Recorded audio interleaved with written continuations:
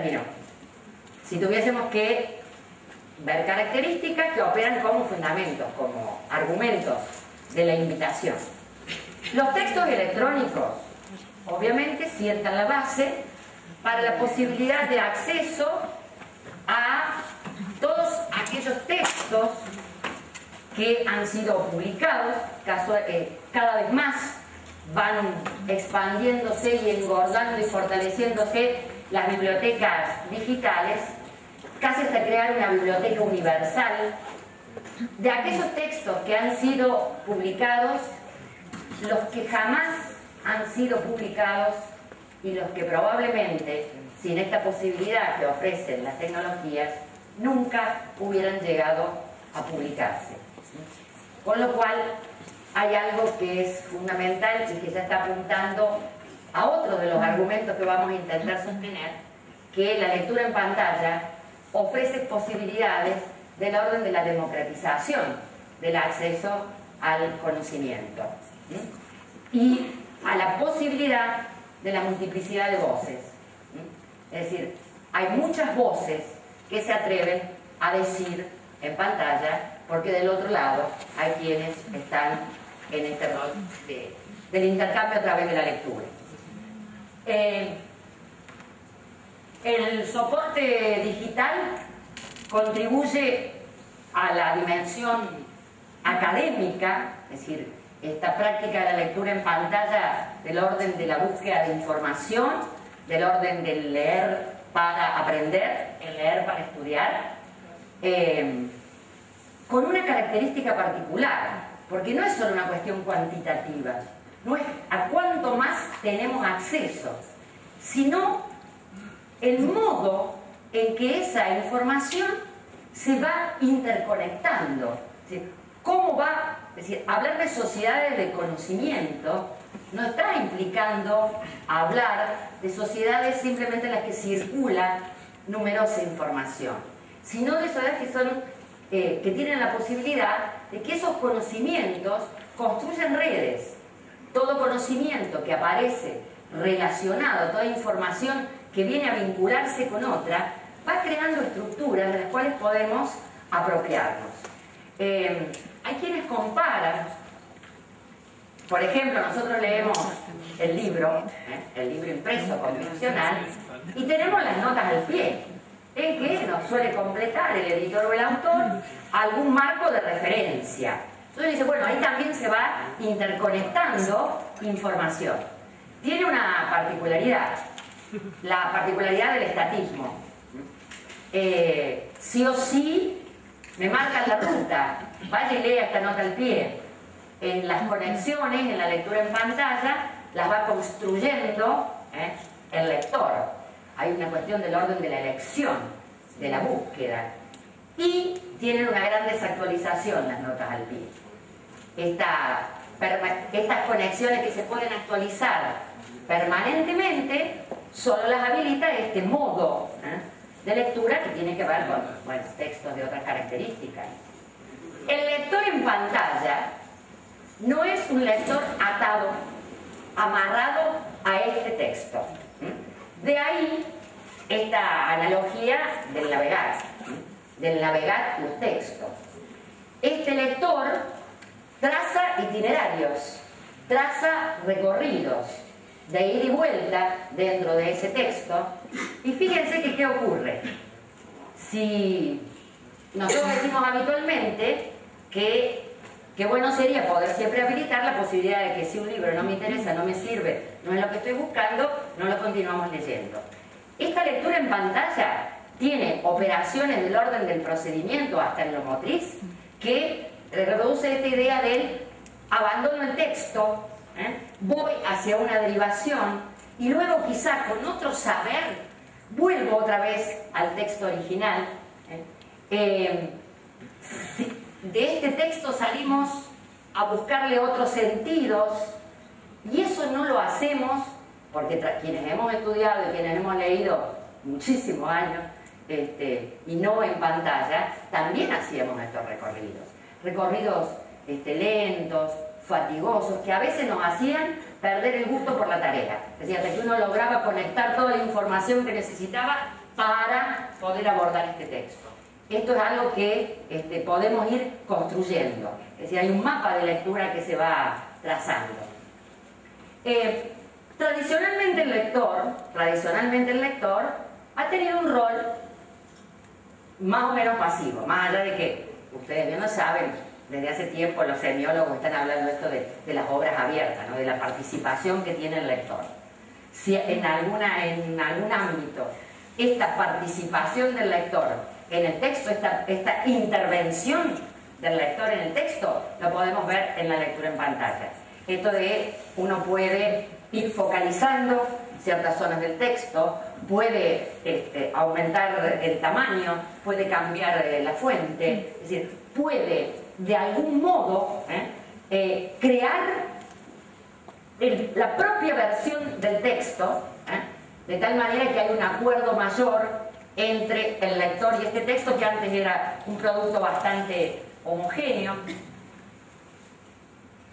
Dicen los especialistas quienes comparan esta cuestión de la lectura con las ciudades, dice que en realidad el texto clásico, el texto impreso, tiene ya diagramado toda una arquitectura de esta ciudad por la cual el lector va circulando, y que es un lector que circula por esa ciudad con un plano ya configurado por el autor del texto. Si bien quien lee en pantalla se convierte en realidad en un ambulante por el texto, y entonces la lectura en pantalla tiene ahí un concepto que es fundamental, que es este del itinerario, del recorrido, de la trayectoria, que tiene que ver con la elección, que tiene que ver con esto de crear una experiencia de lectura que responda a nuestros propósitos, a nuestras necesidades, a nuestros ritmos, que de alguna manera en la forma más clásica estaban como prepautados. A tal punto llega esta subversión, digo, este cambio, este trastocamiento de la idea de el autor, el lector, que habitualmente, y ya nos estamos acostumbrando a decir que básicamente podemos hablar de lectores y de autores, pero ahora nos interesan los lectores como usuarios productores de texto. Es decir, la lectura en pantalla permite no quedarnos en este rol simplemente de consumir lo que quien produce el texto ofrece, sino de intervenir.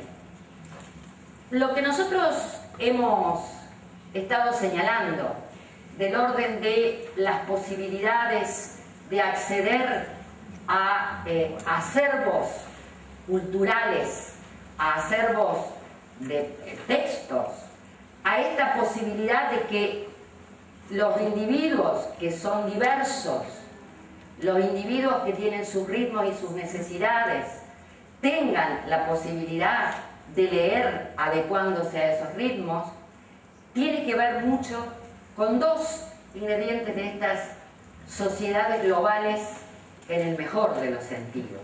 No sociedades globales donde se diluyan las individualidades y las particularidades, sino estas sociedades globales que nos contienen y nos dan un espacio a todos. Que tiene que ver con la democratización de las posibilidades de acceso y de participación. El decir que dejamos nuestro rol pasivo, que podemos tomar decisiones, que tenemos libertad de recorrido en la medida que nos lo vayan habilitando y que vayamos adentrándonos en las posibilidades, tiene que ver con posibilidad de participar, que es la única manera en que uno puede ejercer una ciudadanía plena. Entonces, en las amplísimas repercusiones de lo que está ofreciendo la lectura en pantalla, tiene que ver con poder ejercer alguna de las prácticas de la participación ciudadana.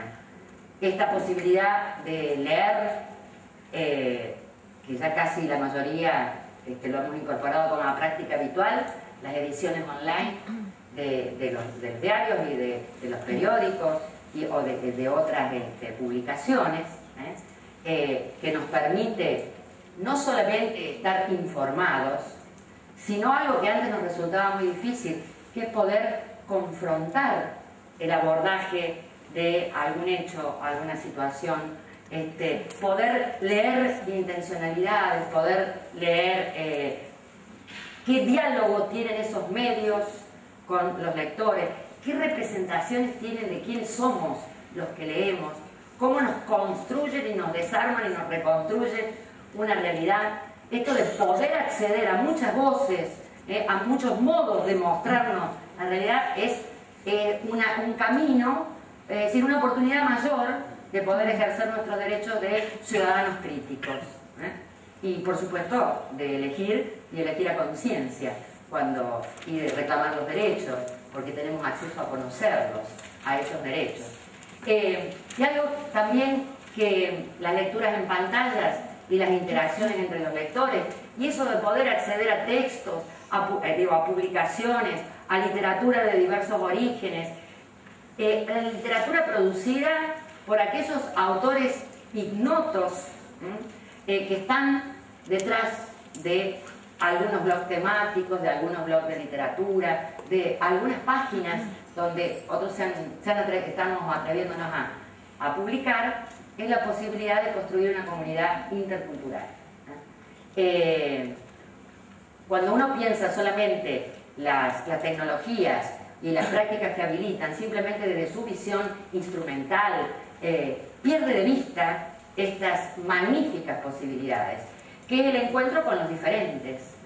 La diferencia, es necesario confrontarse con ella, es fundamental para poder valorar y ver la riqueza. Esto de poder construir comunidades interculturales es otro de los grandes desafíos. Hay otra cuestión. Paulo Freire, un educador brasileño con una gran repercusión en la educación, decía sobre la lectura algo magnífico. Él decía que antes de la lectura de la palabra está la lectura del mundo. Leemos el mundo. Y que cuando aprendemos a leer, no debiéramos dejar de entender la lectura como modo de leer el mundo. Hay otra posibilidad que ofrecen las tecnologías, que es han expandido nuestras posibilidades de leer el mundo. No solo por las fronteras que se han achicado, reducido y demás, no solo porque nos permiten conocer, sino porque la lectura en pantalla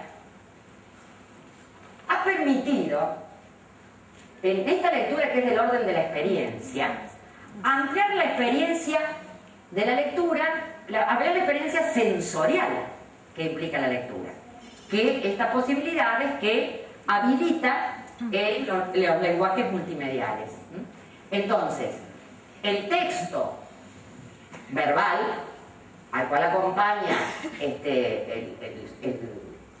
texto sonoro, al cual acompaña el texto icónico, la imagen, es decir, van permitiendo que los sentidos y nuestros horizontes se vayan expandiendo. Otra posibilidad que rescatamos de la lectura en pantalla tiene que ver con esto.